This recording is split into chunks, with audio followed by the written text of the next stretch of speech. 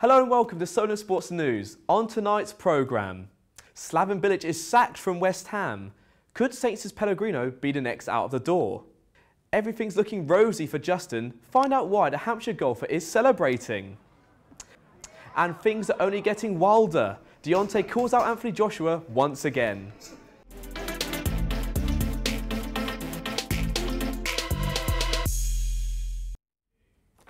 Good evening. West Ham United have sacked their manager Slaven Bilic. The Hammers' 4-1 defeat to Liverpool over the weekend was the final nail in the Croatian's coffin. Former Everton manager David Moyes is the favourite to take charge. Earlier, I spoke to Adam Leach, who's the chief football reporter at the Southampton Daily Echo. I began by asking his reaction to the sacking. Well, there's no doubt it's early in the season, but I mean, it's been something that's been on the cards for a little while. It feels like he's been having 2 games to save his job for about the last 18 months now, and kind of has always managed to just stave it off a little more. I think West Ham have shown him a lot of patience. I think that a lot of people feel that he's going to go on and have a good career still, but I think his time had probably run its course at West Ham. They're obviously struggling badly this season, and as we all know now in the Premier League, staying in the league is absolute paramount importance. Speaking of getting it right, now this is a part of the story that has surprised many West Ham fans and many football fans on social media around the world. Yet to be announced whether or not the rumours are true that David Moyes will be the boss until the end of the season. What do you make of this? A lot of people are questioning whether this is the right move from West Ham. What do you make of it? Well, I mean, it is a big surprise. There's no doubt about that. I don't think many people would have thought if they'd have got rid of Bilic, it would be Moyes would be top of the list to come in.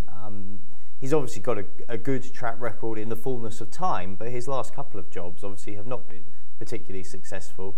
It could be a masterstroke if he comes in and he sort of shows and fulfills the kind of promise that he had at Everton, where he did so well there, and which took him ultimately to Manchester United, even though things didn't work out. Well, this season so far has been the season of managerial casualties. Now, of course, you've covered Southampton for many years. Now, one man who's been under a bit of scrutiny lately is Saints boss Mauricio Pellegrino. Do you think Pellegrino should start to be wary about the amount of managers that are around him that are being given the chop? Should he start to worry a bit?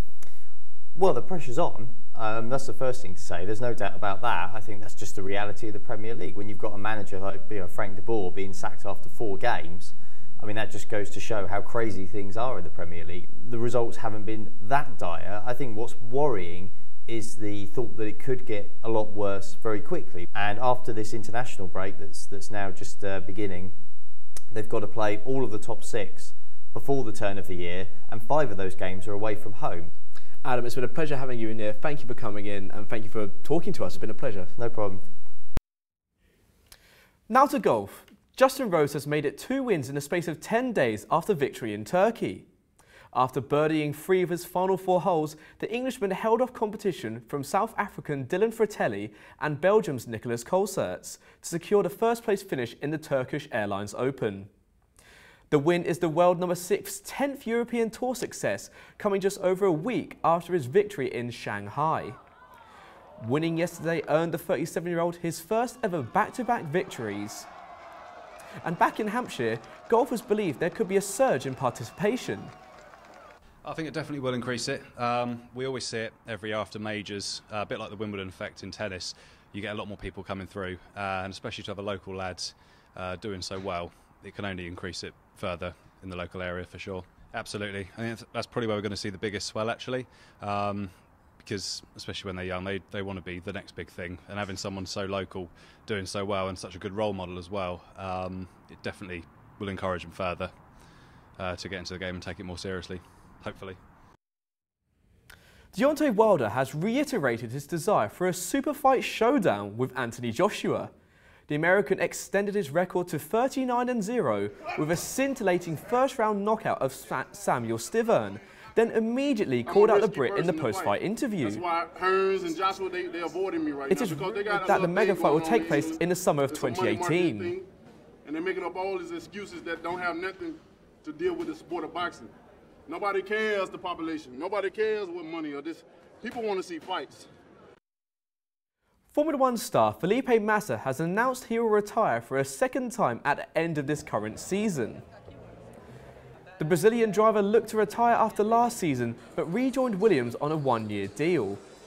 Massa will enter his car for the final time in Abu Dhabi on the 26th of November. The 36-year-old made his debut in Formula One with Sauber back in 2003. He then joined Ferrari in 2006, where he sadly suffered his life-threatening injury at the Hungarian Grand Prix in 2009. Massa made a full recovery and managed to race for another 8 years, where he will look to finish his career with Williams in 2 weeks' time. British cycling star Mark Cavendish overcame some of the biggest names in the sport on Saturday, en route to winning the Saitama Criterium in Japan. He held off challengers from Chris Froome, Marcel Kittel and Greg van Avermaet. The race combines the best of Japanese cycling as well as winners from classifications all over the world. Finally, Hampshire sailors are taken to the seas yesterday to see the Volvo Ocean Race set sail for a 7,000-mile marathon offshore the Southern Ocean from Europe to South Africa. Our sailing correspondent Ben Johnstone is live in Southampton with more. Thanks, Pete. I'm here with Lily Zhu, former Olympic champion, to talk about Volvo Ocean Race. Lily, tell me about the Volvo Ocean Race for someone who doesn't have any idea of what it consists of and what it actually is. And the Volvo Ocean Race is basically an offshore regatta which sailing around the world. And in this edition there are 7 teams and it will stop at 11 major cities and countries. And it's quite long race, lasted for 9-10 months. And interestingly, it's happening just about the same time of our academic year. And probably you want to know, it will also stop in Cardiff in the UK next May until it finish in June in the hike. So currently, where are we at with the Volvo race? Yesterday they just started the second leg, which departs from Lisbon of Portugal, heading towards the Cape Town. This is a 7,000 nautical mile race and it's being estimated it will last over 20 days. And imagine you sail 24/7 on a boat and eat, sleep on a boat, and you couldn't shower during that period. It's really, really a tough regatta. Basically, I want to know, when the race comes to its end, who are the favourites to win the race when it finishes next year? I think at the moment there are 3 most favourite teams. One is the Brunel from the Netherlands, and the second is Mafrai from Spain, and the third is Dongfeng from China. Because those 3 teams have competed in the last edition, and all the crews on those boats, they are very experienced racers. And was there anyone who could be a dark horse and upset the favourites in this race? It could be. Let's just keep an eye. Thank you, Lily. Back to you guys in the studio. Thank you, Ben. That's all from us. We'll be back for more next week. Take care.